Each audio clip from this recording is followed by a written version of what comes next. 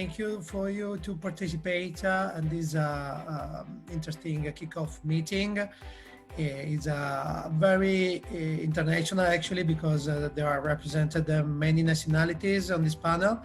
We have an expert from Spain, Italy, Palestine, Egypt, Tunisia, and also the person that is the head of office of World Food Program is coming from Mali, so we have also Mali represented on this panel.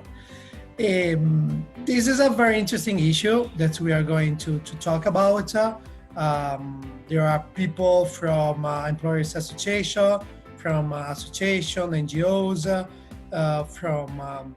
we have an entrepreneur that started a business. We have directors from business associations. So it's a panel where put together a lot of competences, a lot of interesting also point of views. And we saw during COVID the assault, and we witnessed the assault, for example, of shops for food. This is something that touches us very much. But the other side, we saw also people that were dedicated to cook more than before, because they were forced to stay home. So they use primary ingredients like olive oil. The percentage of olive oil, for example, increased a lot. And also the percentage of legumes increased a lot during the COVID. So we have some statistics that say so. So there is a more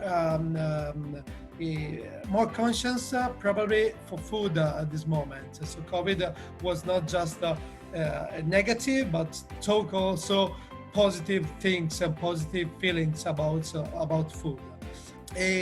We touched the argument of digitalization and the combination of traditional and digital offerings enabled by technology will provide for sure new added value business model. So for sure the companies are changing also the mindset and changing the investment as well. So this is a new era, we can say. And with this current pandemic situation, three main difficulties, three main barriers have emerged for the Italian agri-food sector. The first one concerns restrictions to logistics, to exportations, to product circulation between countries and within countries, and at the same time the need to respect higher hygienic standards than before. Another very complicated issue that rose from the COVID-19 pandemics is the change in both purchasing and consuming model. The research of Natalie was touching a lot that this side, the European side of the Mediterranean. Now we are going to the other side, to the Mediterranean. The food security situation in the MENA region was very worrisome. The restriction of movement, the lockdown, trade barriers, and unusual consumer behavior following the COVID-19 outbreak showed the effect on the economy of the MENA region, mainly on food security.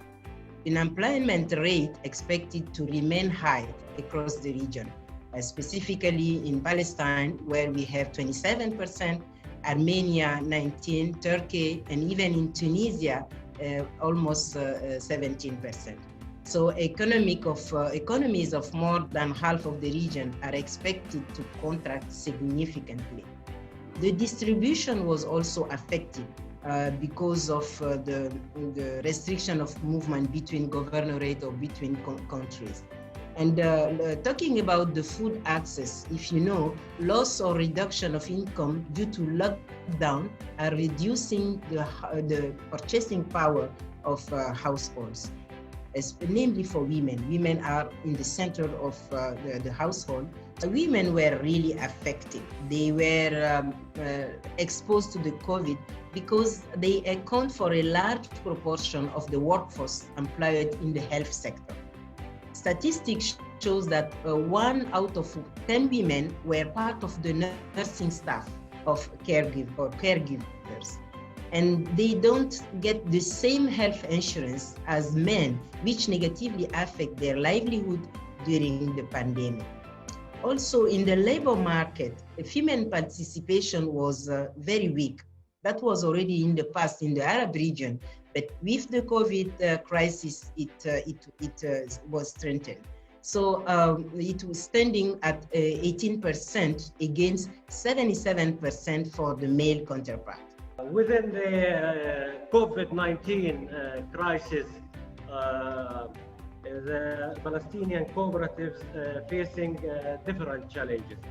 The first one regarding the lack to reach the raw materials. They couldn't have enough raw materials for their production capacities. The second one is limited access to market because there was emergency situation in Palestinian territory, and the movement from city to another and from the villages, the production areas to another was closed totally, and the movement was stopped. I think we had the same problem other companies had, of course. And with the transport, of course, we had a different problem because a lot of regions in Italy were locked down, and it was impossible to get in some places, also in the foreign country, for example. Of course, we had also different chances, the opportunities, as it was said today, because, for example, we couldn't sell stuff in the restaurant or the hotel, but we could increase our business in the shop online, with e-commerce, or in the great market. In Africa, women, especially in North Africa, are not considered to be an agricultural worker, or are not considered to be, let's say, professionalized, which is not true. Or they may not have the same access to titles or training or well, cash and economic issues, but they are behind food security, especially seeds, water, biodiversity, but really directly they're responsible for the food and the nutrition of the families. So let's say that if we don't speak about money, we can really easily see how women work is very important in agriculture and in food process. But in this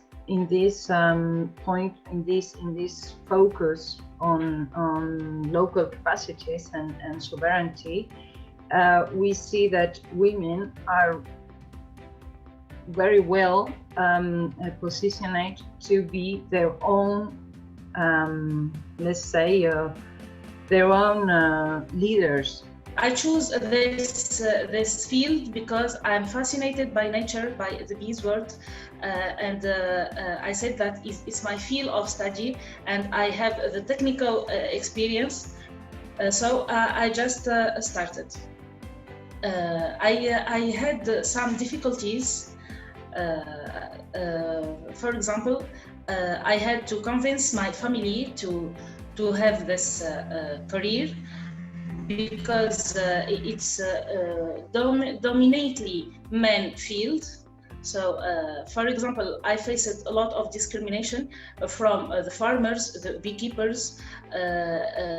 They were opposed to the fact that a young woman like myself wants to integrate this field, and therefore they were nowhere nice nor helpful, nor my presence were perturbing or were unnecessary for them. The market is huge, and I think the challenge of the COVID has proven more and more that there is our role in the Mediterranean area and in Middle East countries and in other Arab countries or other agro countries, that we have the luxury of being able to secure our food sources to improve the quality of our agricultural products. At the same time, the demand for food has been always consistent. Everybody needs to continue working, and it's very essential. Women, of course, are a big integral part of the agribusiness, and they always call them the gray sector because they don't really are registered in the economy. They work in the fields, they work in the different farms, they work in the processing plants, but they're always not registered because of the nature of their life and habits and some traditional facts. That they work for a while and then they get married, have children, and then they stop working, they don't have income, and then they become poor, and then they go back into working again. And it's a common cycle from the age of 20 to 35 where most of the women stop working for other reasons.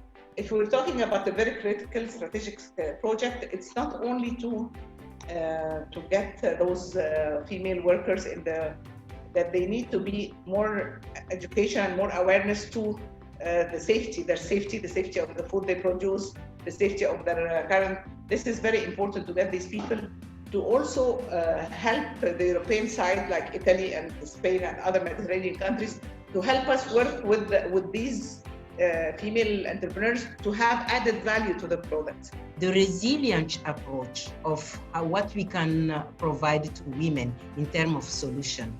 So there is one approach which is called the graduation. So we will not use the one-fit-all solution, then we will just classify women in some categories. That can start from the very poor, so those women who have nothing and they are living under the $1.9, and for those women, the solution is only social protection. They have less access to asset creation, they have very many problems. So the solution for them is to assist them. The second category is the poor or the middle income women. These women, we can facilitate access to credit, we can do the digitalization, we can do the literacy, we can do small scale business for them, the value chain development, the micro entrepreneurship, the training, the capital injection, this is cash grant, and also the market access, and assist them to put their feet, in the feet up. And the last part of this category is what we call the better off. This better off, we can facilitate the agro-business opportunity for them, and they could be a locomotive for the community. The synergy between the authorities, the local authorities, the public administration with the government, and the association that work on the field. So the mix of these synergies always help a lot and can help us to develop also our project in agri-food sector.